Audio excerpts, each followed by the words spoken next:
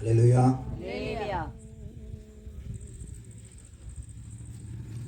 தலைகளை தாட்டி தகப்பனே சோத்திரப்பா, வேலைக்காக நன்றி ஏசப்பா. 4 வார்த்தைகளை கேட்டேன் ஏசப்பா. 5வது வார்த்தைகளையும் என்னை கொண்டு நிறுத்திருக்கிறேன் ஏசப்பா. வார்த்தையின் மூலமாக எல்லாரும் மனம் திரும்பும்படியாக அப்பா நீங்கள் உள்ளத்தில் பேசு, பெரிய காரியம் செய்ய இயேசுவின் நாமத்தில் ஜெபிக்கிறதுக்காக. அல்லேலூயா.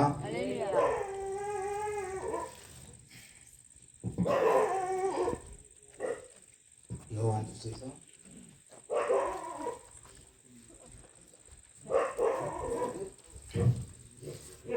28ஆம் அதிகாரம்.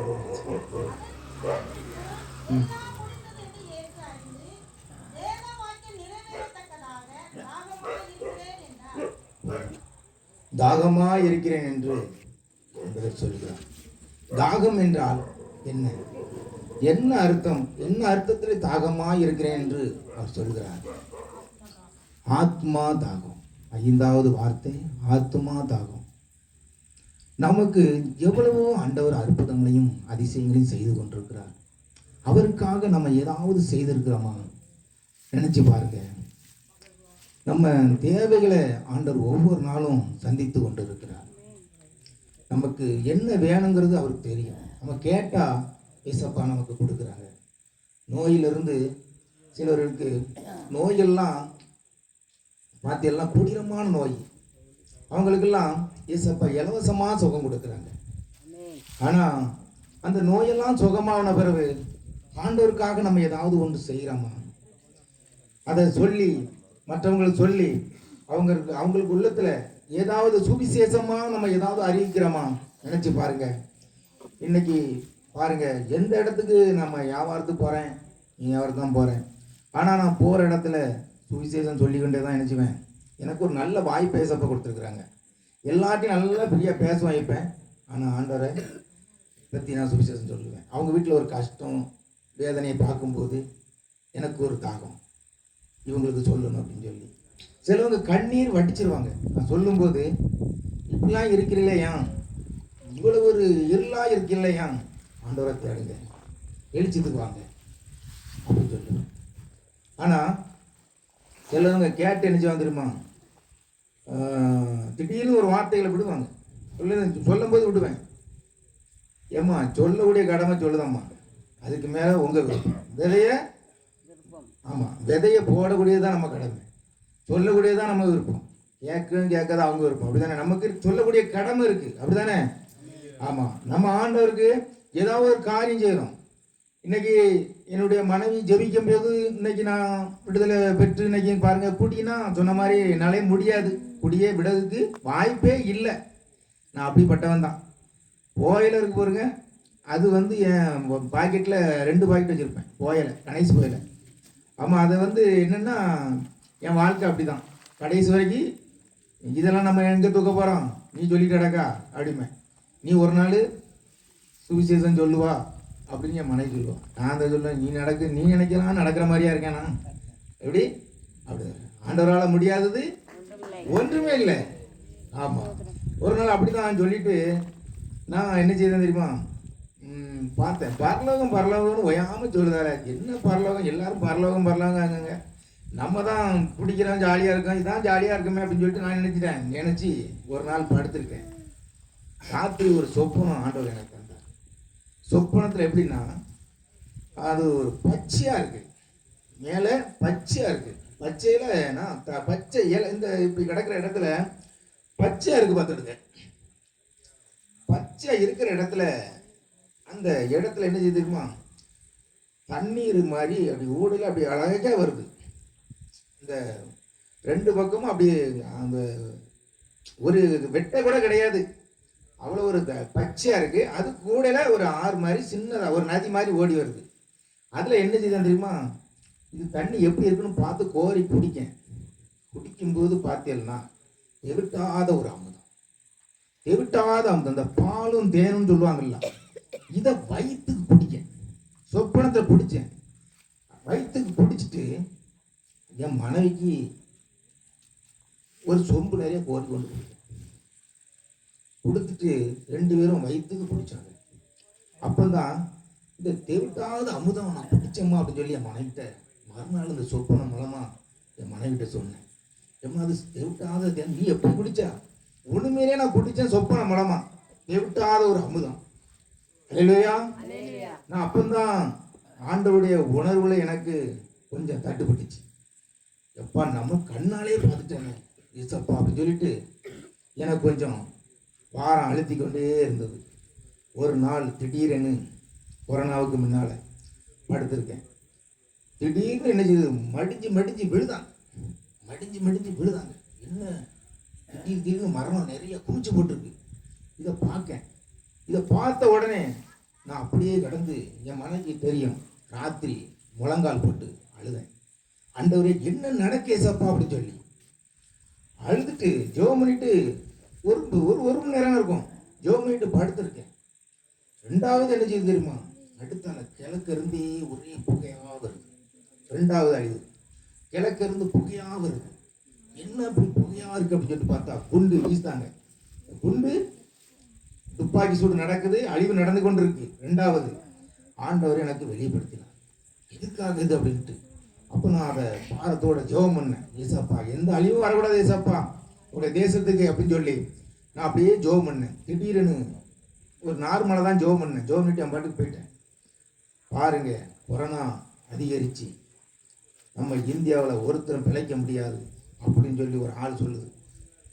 என்னப்பா நடக்குது அப்படின்னா, எப்பா சீனா நாட்டிலேருந்து இங்கே வந்துட்டு கொரோனா, இப்போ வெளிநாட்டிலேருந்து வாரவங்களுக்குலாம் கொரோனா, அப்படி ஒவ்வொன்றும் அழிஞ்சிக்கிட்டு இருக்கு அப்படின்னு சொல்லி அதை பார்த்தேன். எனக்கே பயம் கொடுத்துட்டு ஆண்டவர் எனக்கு வெளிப்படுத்தின காரியம் அப்படியே நடந்துக்கிட்டு இருக்கு. அடுத்தால பார்த்தீங்கன்னா இந்த குண்டு வீழ்ச்சி இஸ்ரேல் நாட்டில் நடந்த சம்பவம் இன்னைக்கு அதிகரிச்சு கொண்டு பாருங்க. நாம மனம் திரும்பியிருக்கோமா? நான் அதான் நினைப்பேன், எப்படி நம்மெல்லாம் கூட்டம் நடத்துவோம், எத்தனை பேரோ வராங்க, அற்புதம் செய்தார் ஏசப்பா, ஒருவர் கூட மனம் திரும்புற மாதிரி இல்லையே. சுகத்துக்காண்டி வராங்களே, ஆனால் சுகம் கிடைச்ச உடனே என்ன செய்யல, மனம் திரும்ப மனம் இல்லையே. வேதனைப்படுவேன், ரொம்ப வேதனைப்படுவேன். அல்லேலூயா. ஆண்டவர் அப்படி அற்புதங்களை செய்து கொண்டிருக்கிறார் பாருங்க. இன்றைக்கும் அவர் செய்து கொண்டிருக்கிறார். நாம மனம் திரும்புதமா என்பதை கொஞ்சம் உணர்ந்து பாருங்க. ஜெபிக்கணும், மற்றவங்களுக்காக ஜெபிக்கணும், மற்றவங்களுக்காக பாரப்படணும். ஒரு ஆத்துமா கெட்டு போகக்கூடாது, அது பரலோகத்துக்கு சேர்க்கப்படணும். இன்னைக்கு எனக்கு அத்தை தான் உண்டு, இறந்தது. இங்கே வருவன்னு நினைச்சதே கிடையாது. நாங்கள் 2 பேரும் வருவன்னு நினைச்சதே கிடையாது. ஆனால் அவங்களுக்கு எவ்வளோ நாளாக கிடையில இருக்காங்க, படுத்திருக்காங்க. ஆனால் இன்னும் நேற்று தான் உயிர் போயிருக்கு. நேற்று சாயங்காலம் தான் போயிருக்கு. நேற்று அடக்கம் பண்ண முடியாது. அவங்க விருந்தாளிகள் நிறைய வெளியே இருக்கு, பிள்ளைகள்லாம் வெளியே இருக்கு வரணும். இன்னைக்கு அப்போ பாருங்க, இந்த நாளில் ஆண்டவர் அவங்கள அடக்கம் பண்ண வச்சிருக்காரு. அந்த வீட்டில் வைராக்கியமாக இருந்த ஒரு தாய் ஆண்டவரை ஏற்றுக்கொண்டு, அந்த வீட்டில் சாமியாடிகளாம் இருக்காங்க. அவங்க வீட்டில் யாரும் கொடுத்தாலும் அவங்க என்ன செய்ய மாட்டாங்க, அதுக்குள்ள பொருளை வாங்கி சாப்பிட மாட்டாங்க. தலைக்கு மாட்டில் பைபிள் வச்சுட்டு தான் இருப்பாங்க. அப்போ தான் நான் நினச்சேன், ஏதோ ஆண்டவர் சித்தம் இல்லாமல் நம்ம ஜெபம் நடக்கலன்னு நினைக்கக்கூடாது. ஆண்டவர் சித்தம் இல்லாமல் அந்த உயிர் போகாது. அல்லேலூயா. ஏதோ ஒரு காரணம் இருக்கும். இன்னைக்கு மரித்து போகணும்னா அப்போ தான் நினச்சி பார்த்தேன்.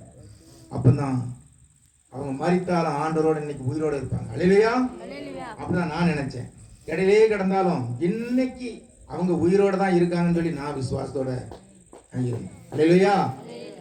அதுதான் நம்ம எப்படி இருக்கிறோம் பாருங்க. நம்மளும் அப்படி இருக்கணும். நம்ம பிள்ளைகளுக்காக ஜெபிக்கிறோமா? மற்றவங்கள்ட்ட பேசணும். எனக்கு நடந்த நற்பத்தை மூடியே வைக்க கூடாது. நம்ம மூடியே வச்சோம்னா அப்ப ஆண்டவரை பத்தி தெரியாம போயிடும். அப்படிதானே? ஆமா. நான் அப்படி இப்போ கொஞ்ச நாளைக்கு முன்னுட்டி கொஞ்சம் வீட்டில் சாப்பாட்டுக்கு மனைவி கேட்பான், பைசாலாம் கேட்பான், நான் கொடுத்துருப்பேன், எல்லாமே கொடுப்பேன், வைப்பேன். ஆனால் நான் ஒரு பிரச்சனையில் இருந்தேன். ஒரு 5 லட்ச ரூபா கடத்தில் இருந்தேன். 5 லட்ச ரூபா கடத்தில் இருந்தாலும் ஆண்டவருக்கு கொடுக்கறதா என்ன செஞ்சேன், கொடுத்துக்கிட்டு தான் இருந்தேன். அப்பொழுது நான் ஒரு பொருத்தனை பண்ணினேன். ஏசப்பா என்ன இப்போ நான் இவ்வளவு கடத்தில் இருக்கேன்னா எப்படி அடைப்பேன்? 5 லட்சம்னா 15,000 வட்டி கொடுக்கணும், மாதம் 15,000 வட்டி கொடுக்கணும். அதையும் நான் லேசாக தான் எடுத்து கொடுத்துக்கிட்டு இருந்தேன். கொடுத்ததுக்கு ஆண்டவர் உதவி செஞ்சார். அல்லேலூயா. என்னால் இல்லை, நான் 10 நாள் படுத்தாலும் அதை கொடுக்க முடியாது. அப்படிதானே? இதை கொடுக்கறதுக்கு ஆண்டவர் உதவி செய்தார். ஆமாம். அப்புறம் என் பிள்ளைக்கு திருமண காரியத்துக்காண்டி வாங்க வேண்டிய சூழ்நிலை வந்தது, வாங்கினேன். அதனால் எனக்கு அந்த கடனை அடைக்க முடியாத சூழ்நிலையிலே இருந்தேன். ஆனால் ஏசப்பாட்ட பொருத்தனை பண்ணேன். அப்பொழுது 4 மாவடிக்கு நானும் என் மனைவியும் போயிருந்தோம். அங்கே போகும்போது நான் சின்ன ஒரு பொருத்தனை தான் பண்ணேன். ஏசப்பா, இதுக்கு எத்தனை பேரோ சாட்சி சொல்கிறாங்களே ஏசப்பா, நானும் இதில் சாட்சி சொல்லுவேன். என்னுடைய கடனும் ஒரு 50,000 கொடுக்க எனக்கு உதவி செய்யுங்க. அதை கொடுத்து நான் முடிஞ்ச உடனே 50,000 கொடுப்பேன். உங்களுக்கு நான் 1000 வந்து நான் காணிக்க போட்டு நானும் என் மனைவியும் வந்துட்டு போகிறேன் ஏசப்பா அப்படின்னு சொல்லி ஜெபம் பண்ணிட்டு போகிறேன் ஏசப்பான்னு சொல்லி பொருத்தனை பண்ணேன். அது மட்டும் இல்லை, இதெல்லாம் முடிஞ்ச உடனே நான் மேடையில் வந்து சாட்சி சொல்கிறேன் ஏசப்பா அப்படின்னு சொல்லி ஒரு பொருத்தனை பண்ணிட்டு வந்தேன். பாருங்க, நான் போயிட்டு வந்திருக்கேன். அந்த மாதம் ஒரு நாளும் எல்லா தடைகளும் இருந்தது. தடைகள் இருந்தாலும் அந்த ஒரு மாதத்தை கர்த்தர் 1,00,000 ரூபா கடத்தை கொடுத்து செய்தார். அல்லேலூயா. ஆண்டவர் அற்புதம் செய்தாரா இல்லையா? ஆமாம், அற்புதம் செய்தார். 1,00,000 கொடுத்தேன். வர பார்த்தேன்னா 7 மாதம் ஆச்சு. இந்த 7 மாதத்தில் எனக்கு 50, 1,00,000, 50, 1,00,000 எப்படி தான் கொடுக்குன்னு எனக்கே தெரியல. ஆனால் அவ்வளோ நாள் நானும் உழைக்க தான் செய்தேன். என்னால் வருது போகுது, ஆனால் கொடுக்க முடியல. ஆனால் என்ன செய்தேன், அந்த பொருத்தனை பண்ணினேன். அந்த 7 மாதத்தை கடன் முடிஞ்சுது. அல்லேலூயா. நான் இந்த மாதம் தான் வட்டி கொடுக்கல. இந்த மாதம் தான் அந்த 15,000 வட்டி கொடுக்கல. உங்கள்கிட்ட உண்மையை சொல்லுது. ஆண்டவர் அப்படி செய்துட்டு இருக்காரு அற்புதத்தை. ஆமாம், ஏன்னா உங்க வாழ்க்கையில் ஆண்டவர் அற்புதம் செய்வார். அல்லேலூயா. ஆனா இந்த காரியம் ஆண்டவர் நான் தாகமாயா இருக்கிறேனே அப்படின்னு சொல்றாரு. ஆனா நம்ம எப்படி இருக்கிறோம் பாருங்க. அதுக்கு நம்ம என்ன செய்யணும், ஏதாவது ஒரு காரியம் செய்யணும். நம்ம அப்படியே நம்ம மௌனமா இருந்தோம்னா, மூடி வச்சுக்கிட்டே இருந்தோம்னா ஒன்றும் என்ன செய்ய முடியாது. என்ன நினைப்பாங்க, அங்கே போகல இங்கே போகலாம் நினைப்பாங்க. ஆனால் என் உள்ளத்தில் எப்பவும் ஆண்டவர்.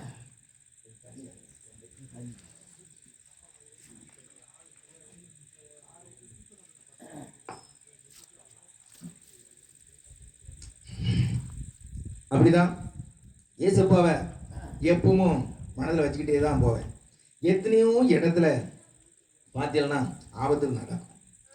ஆபத்துகள் பார்த்தீங்கன்னா கொடீரமாக நடக்கும். திடீர்னு போவாங்க, ஆக்சிடெண்ட்டில் எத்தனையோ செத்து கிடக்கும் பார்த்துருக்கேன். நான் வண்டியில் போகும்போது வரும்போது பார்ப்பேன். ஆனால் ஏசப்பா என்னை அப்படி கிருவியாக என்னை பாதுகாத்துட்டு வரேன். இந்த சாப்பாடு கொடுக்குறேன்னு சொல்லி பாருங்க, அதை நான் பெருமையாக நினைக்கல. ஏன்னா என் ஆண்டவர் கொடுக்குறேன், ஏசப்பா கொடுக்குறேன். இந்த கையெல்லாம் போகக்கூடிய கையை ஏசப்பா எனக்கு திருப்பி தந்தார். இந்த கையை பார்த்தீங்களா, இந்த கை இருக்க நிலைமையை பார்த்தீங்கன்னா யாரும் வேலை செய்ய மாட்டாங்க. ஏசப்பா எனக்கு இந்த கையை வச்சு வேலை செய்யறதுக்கு எனக்கு கை தந்துட்டேன். ஆமாம், அது என்னுடைய மனைவியுடைய ஜெபம். அந்த நேரம் நான் ஜெபம்லாம் இல்லை, என் மனைவியுடைய ஜெபம் எனக்கு காப்பாற்றப்பட்டுச்சு. அல்லேலூயா. அதனால ஏசப்பாவுக்கு கொடுக்குறதுல நான் இன்னும் குறைஞ்சே போக மாட்டேன். இன்னும் கொடுப்பேன், என் உயிருக்கு வரைக்கும் கொடுத்துட்டே தான் இருப்பேன். ஆமாம், நீங்களும் என்ன செய்யணும், தாகத்தோட ஏசப்பாவுக்கு ஏதாவது ஒன்று செய்யணுமேன்னு சொல்லி ஏக்கத்தோட செய்யணும். பிரியமானவர்களே, ஒரு சாட்சி சொல்ல விரும்புகிறேன். அந்த நாளிலே ஆண்டவர் ஒரு பாடியை தொட்டு சுகமாக்குனார். ஆனால் அந்த வசனம் சொல்லப்படுது. இன்னும் வரேன், ஒரு நிமிஷம். அந்த நாளில் செய்த அற்புதம், ஒரு அற்புதம். இயேசு ஒரு சொந்த மகன் இறந்து அவனை பாடியை கொண்டுட்டு போய்கிட்டு இருக்கும்போது இயேசு தொட்டு சுகமாக்கினார். ஆனால் அந்த நாளில் செய்த ஒரு காரியங்களை இன்றைக்கும் அற்புதம் செய்து கொண்டிருக்கிறார். ஒரு பார்த்தா லூக்கா 7ஆம் அதிகாரம் 7:13. லூக்கா 7:13.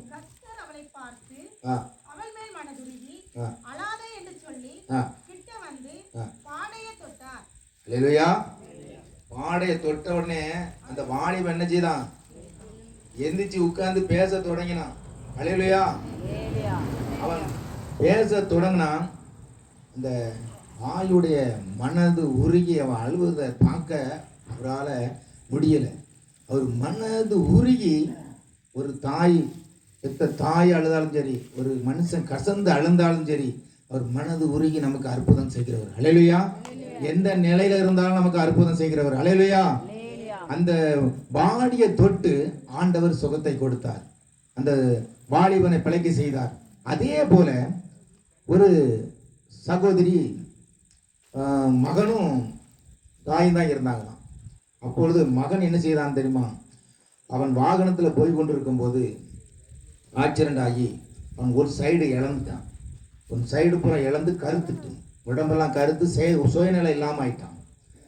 டாக்டர் சொன்ன ஒரு வார்த்தை, தாயார் கேட்காங்க, என் மகன் பிழைச்சிக்கூடான் ஐயா அப்படின்னு சொல்லி கேட்கும்போது, டாக்டர் 40 நாள் கழிச்சுதாம்மா சொல்ல முடியும், உன் மகனுக்கு லேசான அடி கிடையாது, அவன் சுயநிலை இழந்து போய் இருக்கான் அப்படின்னு சொல்லி தாயார்கிட்ட சொல்லியாச்சு. ஆனால் அந்த தாய் அப்படியே மனதுருகி அழுது, அவனால் தாங்க முடியல. ஒரே பையன் தானே, எனக்கு கணவனும் இல்லையே, நான் யார்கிட்ட போய் சொல்ல அப்படின்னு சொல்லி அவள் மன கசந்து அழுது அந்த தாயார் சியோன் மலைன்னு சொல்லி உங்களுக்கு கேள்விப்பட்டிருப்பீங்க. சியோன் மலை, நால்மாடி மாதிரி சியோன் மலையும் இருக்குது.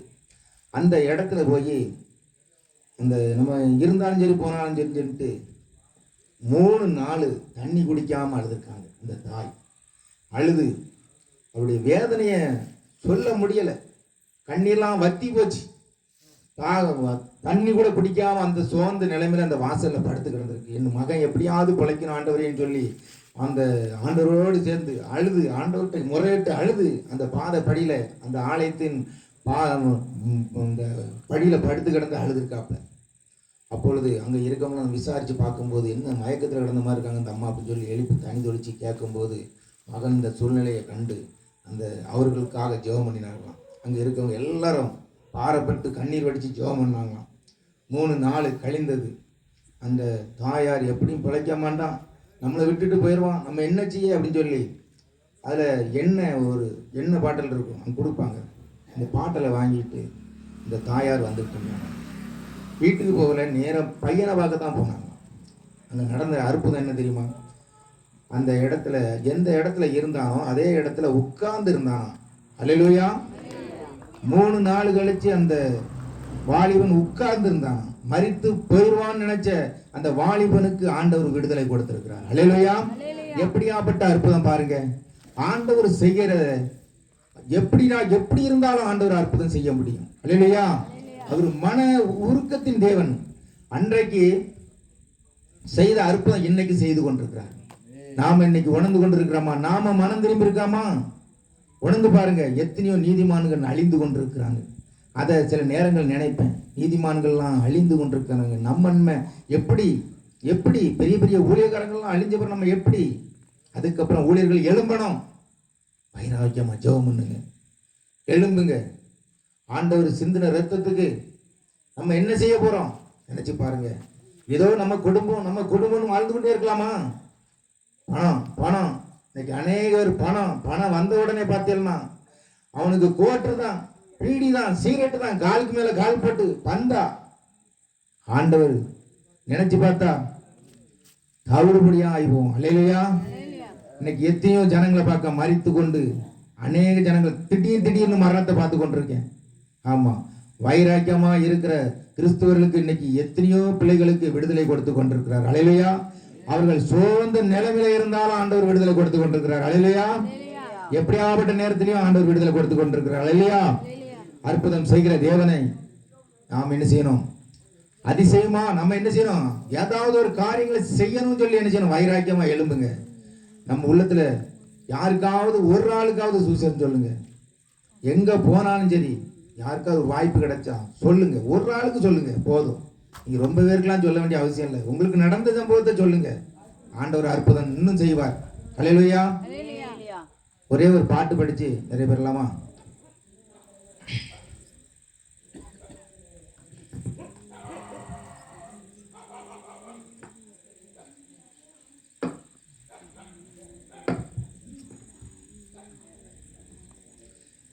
இயேசு ரத்தமே ரத்தமே ரத்தமே விலையேறப்பட்ட ரத்தமே.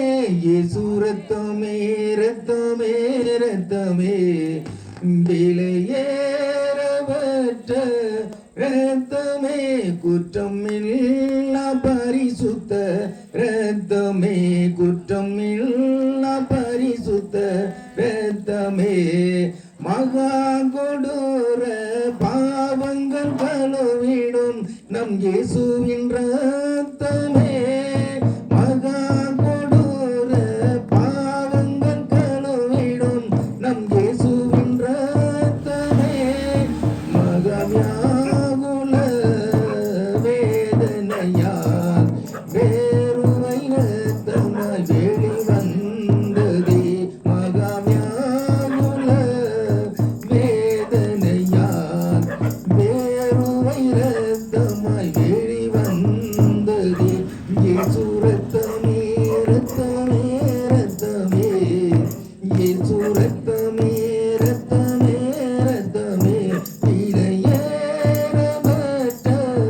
ரத்தமே குற்றம் இல்லா பரிசுத்த ரத்தமே குற்றம் இல்லா பரிசுத்த ரத்தமே மனசாட்சிய சுத்திகரித்தீடும் நம் இயேசுவின் ரத்தமே மனசாட்சிய சுத்திகரித்தீடும் நம் இயேசுவின் ரத்தமே மனவேதனை நீக்கிடும் சாபம் எல்லாமே போக்கிடுமே மனவேதனை நீக்கிடும் சாபம் எல்லாமே போக்கிடுமே இயேசு ரத்தமே ரத்தமே ரத்தமே இயேசு ரத்தமே ரத்தமே ரத்தமே